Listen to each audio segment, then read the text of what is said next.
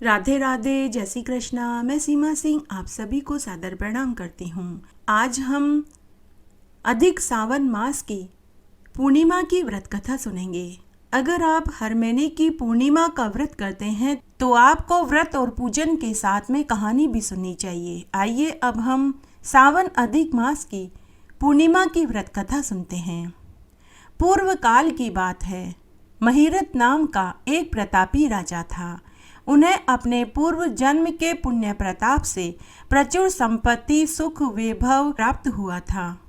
परंतु वह राजा अपने राज्य का सारा भार मंत्रियों को सौंपकर सम विषय भोग में आसक्त हो गया। राजा महिरथ के गुरु का नाम कश्यप था। जब गुरु कश्यप को राजा महिरथ के विषय भोग में लगे रहने का पता चला तो उनके गुरु को बहुत दुख हुआ। कश्यप मुनि सोचने लगे कि जो गुरु अपने शिष्य को अधर्म से नहीं रोकता है तो वह भी पाप का भागी माना जाता है, और अगर शिष्य गुरु के समझाने पर भी न समझे, गुरु के उपदेशों की अवहेलना करे, तो उस दशा में शिष्य ही सारे दोष का भागी होता है। यह सोचकर गुरु कश्यप राजा महिरथ को समझाने के लिए उनके राज्य में, उनके महल में गए। जब राजा महिरथ ने गुरु को आया देखा तो वे अपने आसन से उठकर गुरु के पास आए और उनका खूब आदर सत्कार किया और आने का कारण पूछा। कश्यप मुनि ने राजा से कहा कि हे राजन, आज मैं तुम्हें धर्म का उपदेश देने आया हूँ। हे राजन, तुम्हारा कर्तव्य है कि तुम मेरी आज्ञा का पालन करो।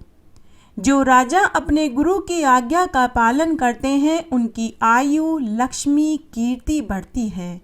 हे राजन, तुमने अपने जीवन काल में कोई व्रत, उपवास, दान पुण्य नहीं किया, पर स्त्रियों की संगत में पड़े रहने वाले मनुष्यों को कभी सद्गति नहीं मिलती।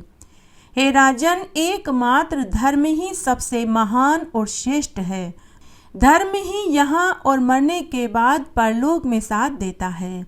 इसलिए हे राजन, शरीर के उपभोग की सभी चीजें यही नष्ट हो जाती है। धर्म का पालन करने वाले मनुष्य की कभी दुर्गति नहीं होती। यह शरीर काठ व मिट्टी का ढेला है। मरने के बाद स्त्री, पुत्र, भाई, बंधु, कुटुंब, कबीले सब मुंह फेर कर चले जाते हैं। केवल धर्म ही उसके साथ साथ चलता है। मनुष्य की आयु मुट्ठी में भरी रेत की तरह फिसलती जा रही है। हे राजन, एक दिन सब कुछ छोड़कर यहाँ से सबको जाना है। तुम इस पाप कर्म को छोड़कर धर्म का अनुष्ठान क्यों नहीं करते?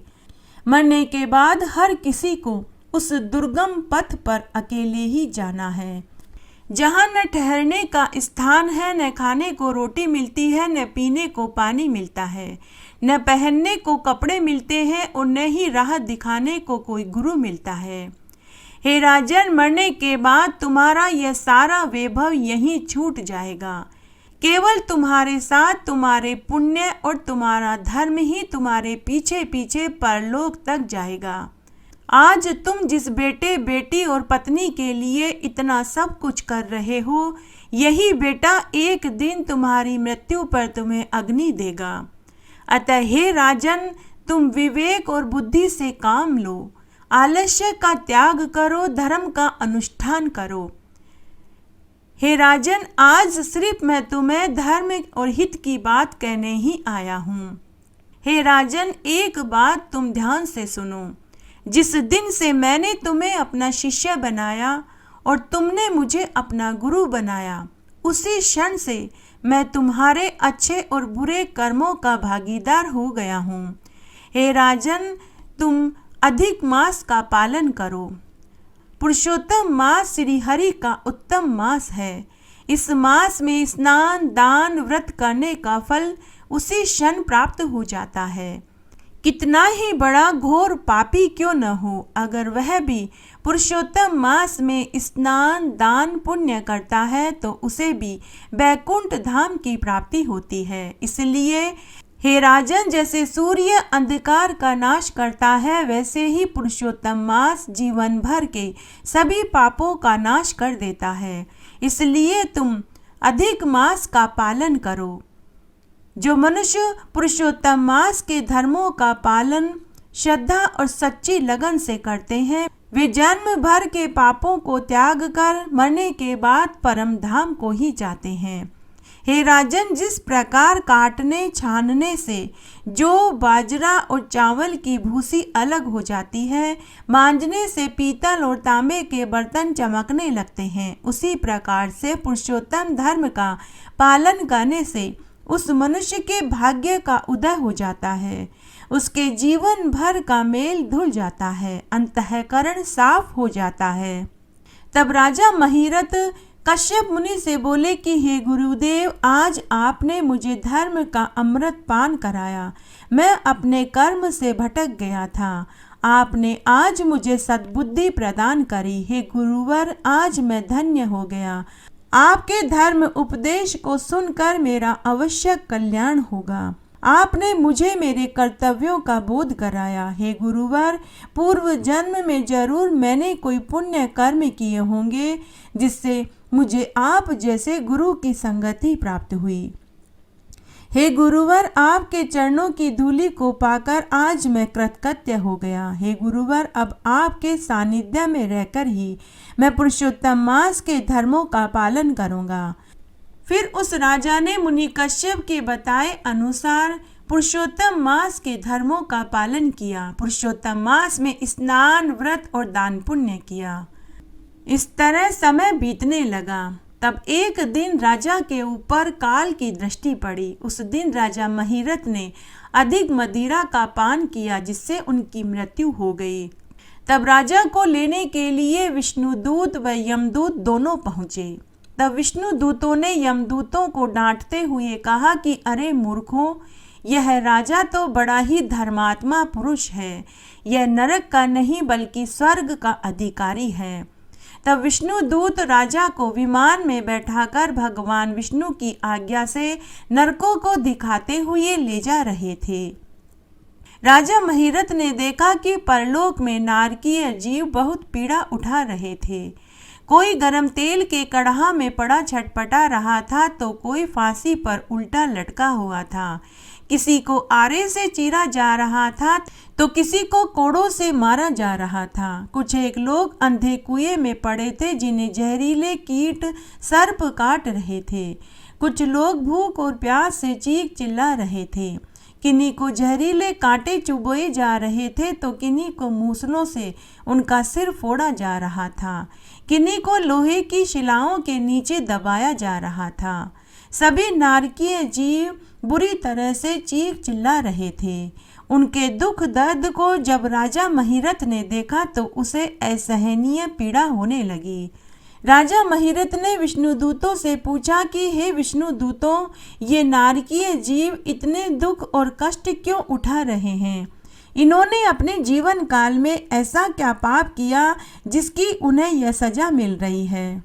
तब विष्णुदूत राजा से बोले कि हे राजन, इन नारकीय जीवों ने मनुष्य योनि पाने के बाद भी पुरुषोत्तम मास में स्नान, व्रत, दान पुण्य नहीं किया। इन्होंने पुरुषोत्तम मास की अवहेलना करी। पूरी उम्र चोरी चकारी, झूठ बोला, पर स्त्री गमन किया, माता पिता और बड़े भाई का अपमान किया। इन्होंने बहुत बुरे कर्म किए, इसीलिए इन्हें नरक की पीड़ा भोगनी पड़ रही है।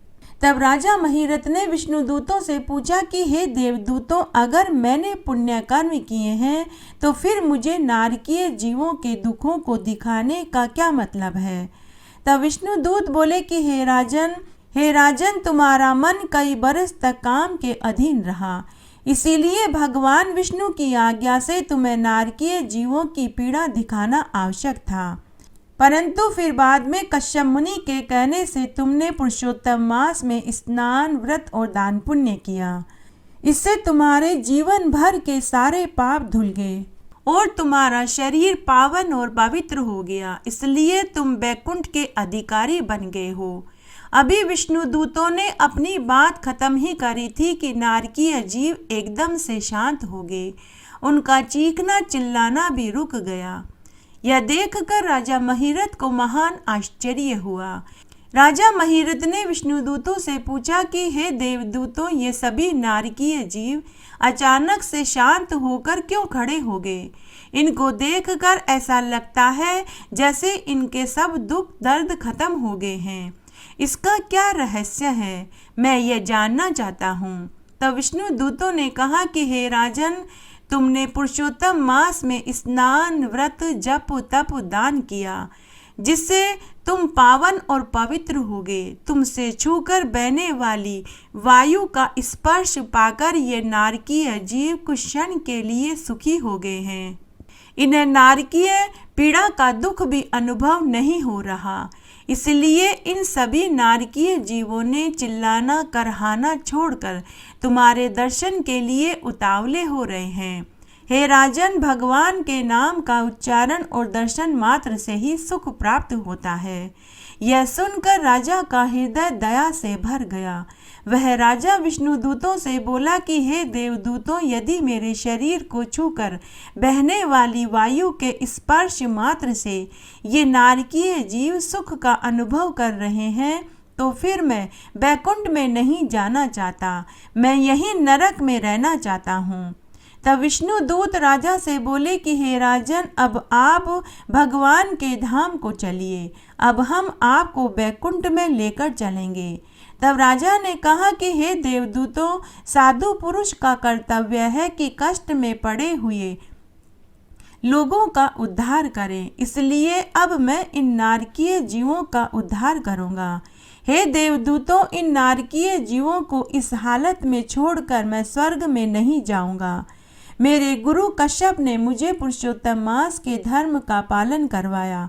उनके आदेश से ही मैंने पुरुषोत्तम मास का स्नान और व्रत किया, तो आज मुझे बैकुंठ की प्राप्ति हुई। आज इस समय मेरा भी धर्म बनता है कि मैं इन नारकीय जीवों का उद्धार करूं। तभी वहां आकाशवाणी हुई।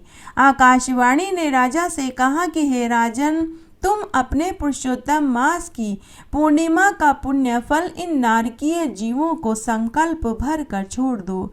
ऐसा करने से ही इनका उद्धार हो जाएगा। उसी समय राजा महिरथ ने अपने पुरुषोत्तम मास की पूर्णिमा के व्रत, स्नान और दान पुण्य का फल उन नारकीय जीवों को संकल्प भर कर छोड़ दिया।